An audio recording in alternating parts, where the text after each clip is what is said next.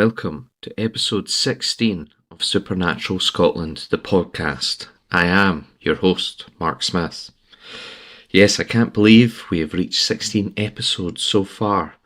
I'm hoping to continue with the podcast for as long as possible, but this will be dependent on listening numbers. Up until the summer, I will continue providing you with the scary stories of Scotland and telling you about some truly scary locations, but great places to visit. In summer, I will take a break for a wee while so I can do more research and hopefully visit some locations to upload to YouTube and TikTok. Scotland is an interesting place to visit because it is so ancient and parts of it are always changing. You really can see all different types of scenery in Scotland, from ancient castles to newer art installations. But it's not all just about scenery or location. Scotland has some great food available for everyone. And if you like whisky, there are plenty of whisky trails to check out also. And one thing the Scottish know how to make is whisky. There is a festival that is huge in Scotland, and it is the Royal Highland Show, which takes place towards the end of June and lasts 4 days. This is an amazing day out for anyone visiting Scotland, and I would absolutely suggest visiting. Its main focus is on agriculture, but if you're not a farmer, that is okay, as it has much more to see and do.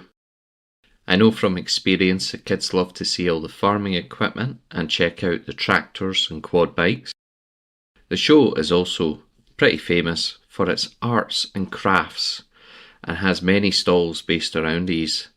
Like food, no problem.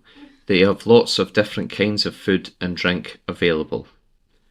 There are all sorts of farm animals to see and lots of educational and fun places for the kids to visit.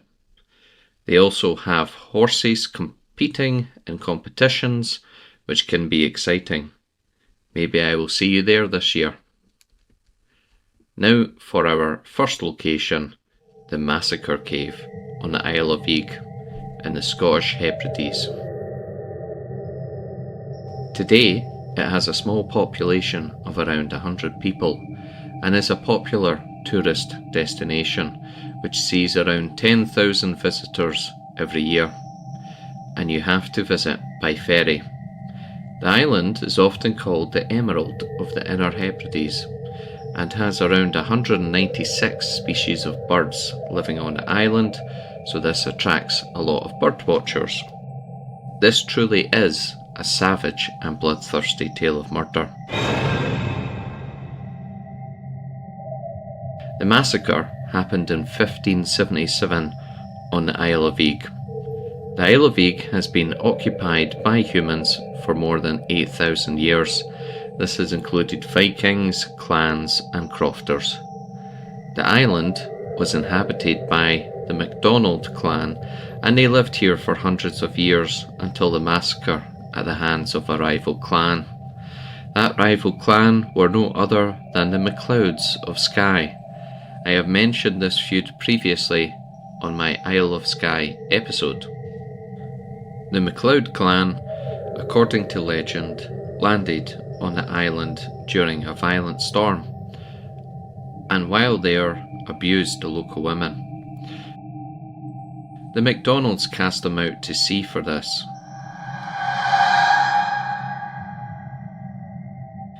They were rescued by other clan members and swore revenge on the MacDonalds. The chief of Clan MacLeod then ordered the men to take the island by force. Clan MacDonald found out this evil plan and tried to escape the village before the MacLeods could attack. They took refuge in a cave which they thought the MacLeods would never find. They also knew it would be a good defensive position, as the entrance was slim and only a few people at a time could enter the cave. They hid in the cave for 3 days as the MacLeod clan searched around the island for them. They eventually gave up and were about to leave when they sadly spotted a lookout who was obviously checking to see if they had left yet. They then tragically found the cave,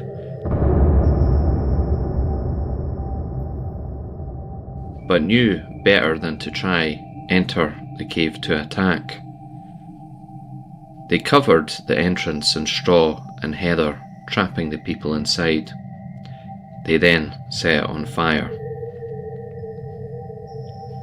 The thick smoke filled the cave and suffocated the hundreds of people hiding inside. After this terrible tragedy, the cave became known as the Massacre Cave. Afterwards, the remains were left inside to rot. Victorian tourists would often visit and take bones home as souvenirs, as ghastly as that sounds. Recently, someone also reported finding bones in a cave on the Isle of Eigg, and it turned out to be the Massacre Cave. Thankfully, one family survived the massacre by hiding in a different cave. The Massacre Cave can still be visited today and is often lit by candles, which adds to the atmosphere. I would imagine it's safe to say this is haunted due to the tragedy that took place and the large amount of people who lost their lives. Are you brave enough to visit the Massacre Cave?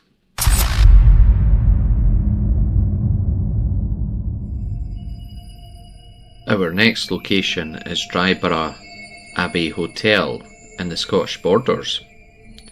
The hotel is a large country house located on the banks of the River Tweed in the Scottish borders.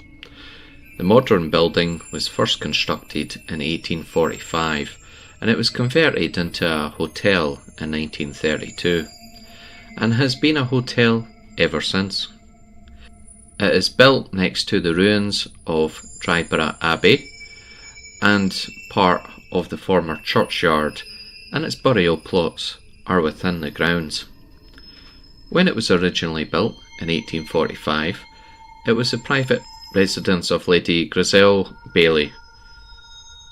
It was modernised in 1875 by Lord Jerviswood, who was her brother and remained with the family until 1929, when it was purchased by the Scottish Motor Traction Company. The company added the east wing and launched it as a hotel in 1932. It has changed hands a few times over the years. The actual abbey was established in 1150. Dryburgh became the main house in Scotland of a French order.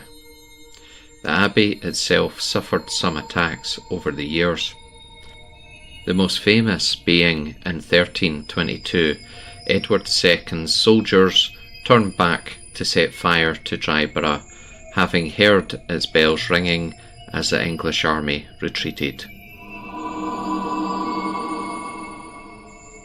By 1584, only 2 brethren remained alive at the abbey. It then fell into ruin.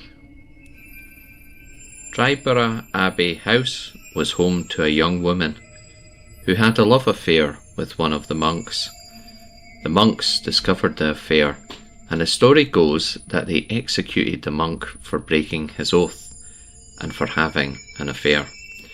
The young woman then found out he was dead, and she was devastated. The heartbroken woman was so distraught that she jumped into the River Tweed and drowned. Could the lovers finally be together in the afterlife? Sadly, it does not sound so. The young woman has become known as a Grey Lady and haunts the grounds wandering, possibly looking for her lover.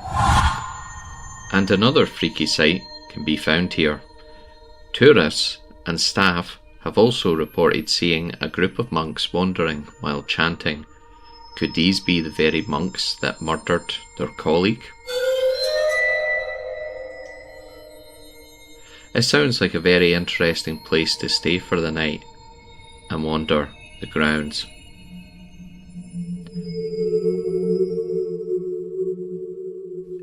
And now for the legends of Scotland.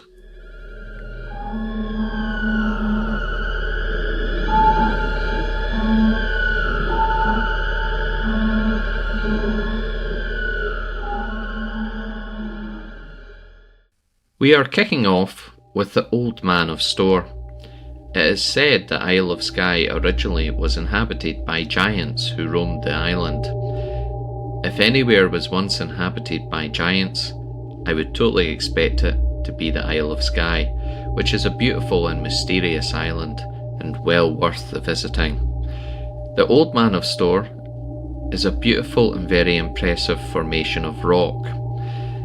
It is a rocky pinnacle with a grassy slope to one side and a steep rocky face to the other. It is made of basalt rock, and it is a very famous walk which many people have travelled. If you go to the Isle of Skye, it is well worth the visit, but do keep in mind it's a hard walk. Anyway, the story goes that a huge giant called Old Man of Storr lived on the isle, and when he passed away was laid to rest with his thumb poking out of the earth. It is a huge thumb sticking out the ground that has become known as the Old Man of Storr. This is contradicted by another legend about a brownie, which is a Scottish hobgoblin-like creature. These creatures often did good deeds for families which they chose to help. It is told that a villager called O'Sheen saved the life of a brownie, and they became great friends. O'Sheen then passed away of a broken heart after his wife died. The hobgoblin then chiselled 2 rocks in memory of O'Sheen and his wife. Our second legend is of Arthur's Seat and its small coffins. In the year 1836, Edinburgh schoolboys were hunting rabbits on a hot summer's evening when they seen something strange in the ground. In a secluded spot on the north-east side of the hill, the boys discovered a small cave in the rock. This was hidden behind 3 slabs made of slate. Hidden in the small cave was 17 miniature coffins.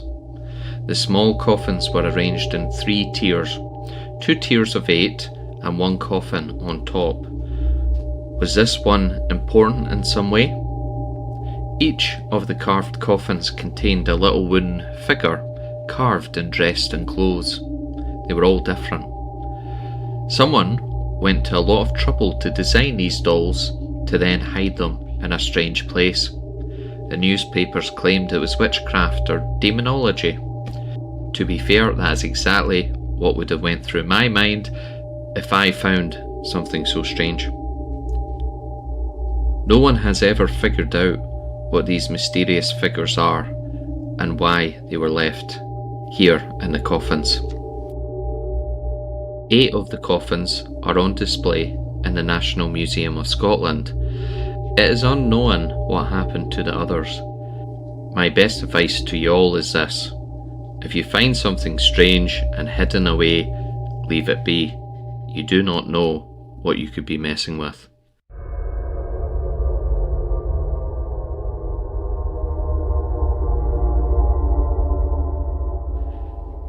And that is the end of episode 16. Thank you for listening. Goodbye.